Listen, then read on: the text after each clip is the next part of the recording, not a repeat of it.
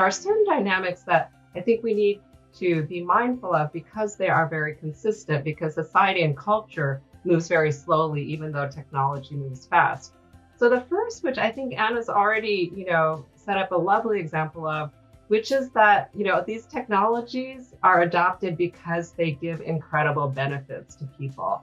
And there's a lot of learning benefits. I study mostly out of school learning where kids have more of that freedom and autonomy to mess around and adopt technology.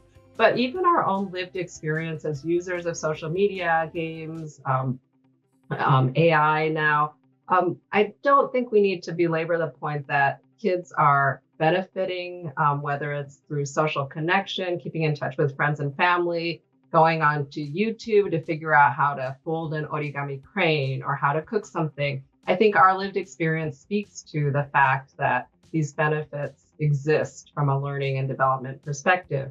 So that's the first social fact of nature. The second is that the grown-up world often reacts with sort of fear and kind of a restrictive impulse when young people are at the forefront of adopting new things that they did not necessarily grow up with or understand, even though they usually end up adopting those things like 3 or 4 or 5 or 10 years later.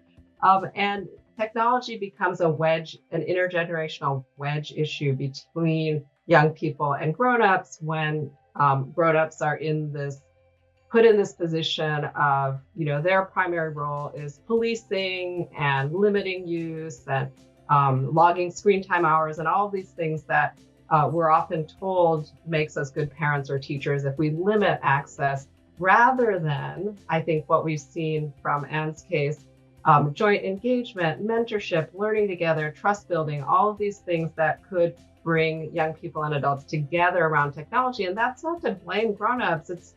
It's a reasonable response, but this is a consistent pattern that the stigmatization and demonization of technology in the hands of young people have created a new set of intergenerational tensions. And our connected learning model has really been around how do we empower grown-ups to productively engage with the positive, which we think is the best way to inoculate against the negatives, is that intergenerational connection.